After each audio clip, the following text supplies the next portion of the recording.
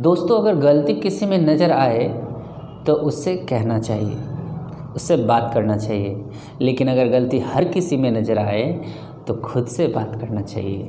दोस्तों, आज अंतर्राष्ट्रीय महिला दिवस के अवसर पर मैं तमाम उन महिलाओं को हार्दिक शुभकामनाएं देना चाहता हूं और साथ ही साथ मैं कुछ आप लोगों से सवाल भी करना चाहता हूं। मैं आपसे अगर कुछ सवाल पूछूं कि आप ये बताएं कि खाना बनाना किसका काम है, लड़का या लड़की?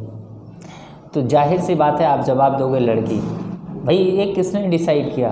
Who decided it? फिर मैं अगर दूसरा सवाल करूं कि मैदान में कौन खेलता है, मैदान में कौन खेलता है, तो आपका जवाब आएगा लड़का।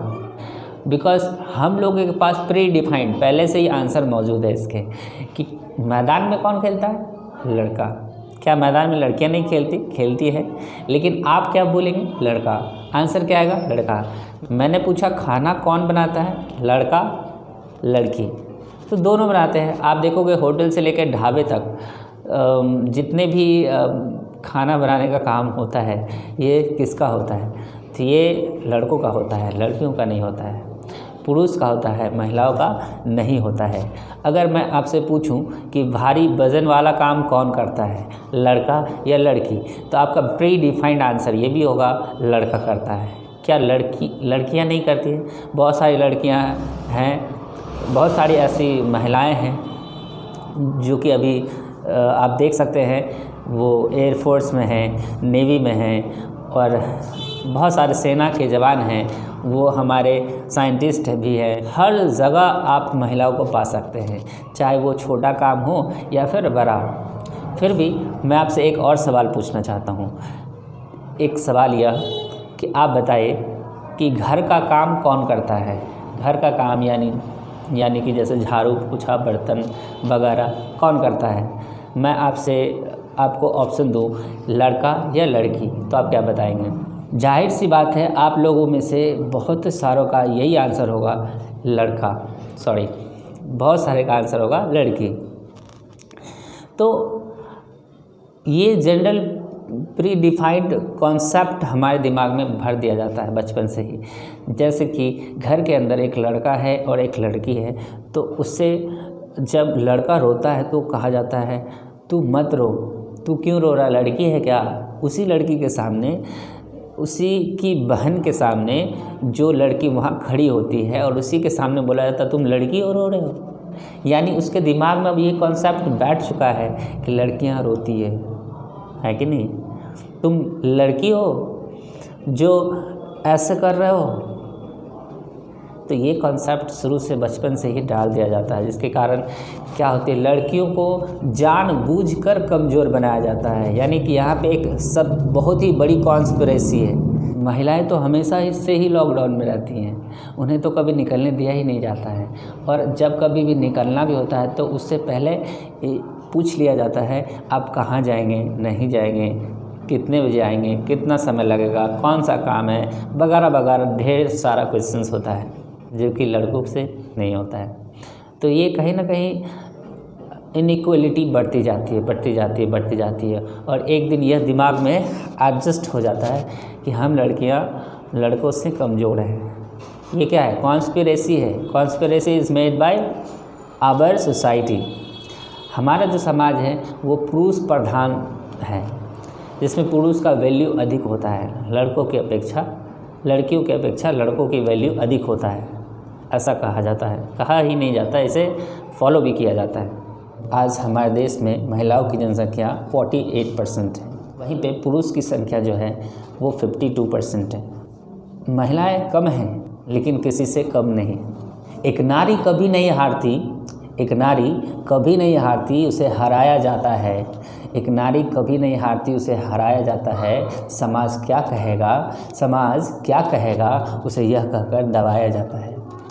आज मैं अगर आपसे पूछूं कि महिलाएं सबसे ज़्यादा सेफ कहाँ हैं, तो आप कहेंगे घर में। तो आपका उत्तर गलत हो जाएगा, क्योंकि आप अगर डेटा देखेंगे, आप डेटा को देखेंगे और डेटा को जानेंगे तो आप समझ पाएंगे कि कैसे ये गलत है। मेरी माने तो सबसे सुरक्षित स्थान अगर किसी लड़की के लिए है तो वो है माँ का कोख, गर्भाशय। जहाँ पे अच्छे से वो पलती है, जिसमें उसका बर्थ हो रहा होता है। बट आज महिलाओं को, लड़कियों को पैदा नहीं होने दिया जाता है और उसे गर्भाशय के अंदर मार दिया जाता है। A girl child baby is killed under foetus is called foeticide. और जब जन्म ले लेता है उसके बाद भी कुछ बच्चे को मार दिया जाता है। दोस्तों इसे इन्फेंटिसाइड कहते हैं। फेटोसाइड और इन्फेंटिसाइड लगातार बढ़ती जा रही है। बट यहाँ पे एक और आश्चर्य करने वाली बात यह है कि ये जो घटनाएं हैं ये इंडिया से ज़्यादा भारत में होता है। अब आप ये सोच रहे होंगे कि इंडिया और भारत तो एक ही है।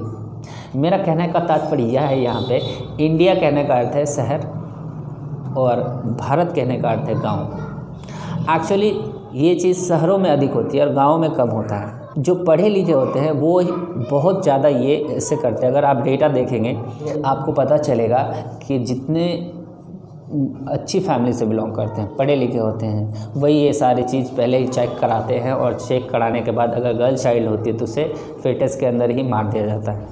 तो इसे कहा जाता है फेटोसाइड। तो ये जो चीज़ है, मुझे लगता है कि अगर जब लड़कियां माँ के कोख के अंदर अगर सुरक्षित नहीं है तो फिर वो किसी कोने में सुरक्षित नहीं होगी। शाम ढला नहीं कि महिलाओं के लिए लॉकडाउन लगा दिया जाता है। तो ये क्या बतलाता है?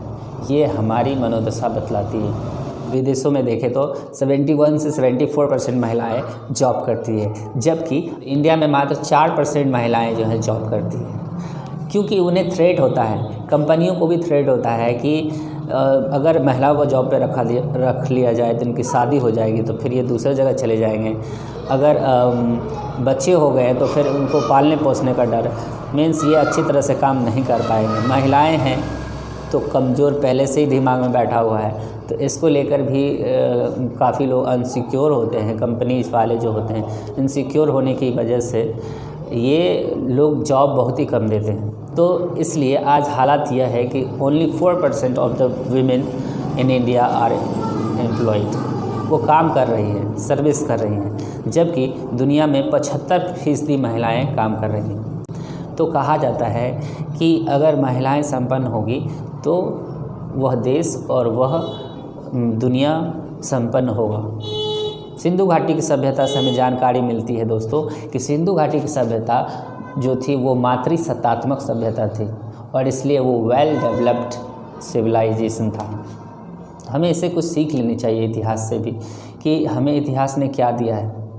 हालांकि इतिहास से हम सीख नहीं लेते, एक और इतिहास बना देते हैं। तो दोस्तों आज से ही एक प्रण ले, एक रेजोल्यूशन ले कि हमें सोसाइटी की सोच बदलनी है, चेंज करनी है। ये दीमक ऐसी दीमक है जो किसी नियम कानून संविधान से अलग नहीं की जा सकती। इससे समाज को जुड़ना पड़ेगा, एक साथ होना पड़ेगा, तभी जाके ये आगे की ओर बढ़ेगा। Once again happy women's day to all the women of this world. Thank you so much for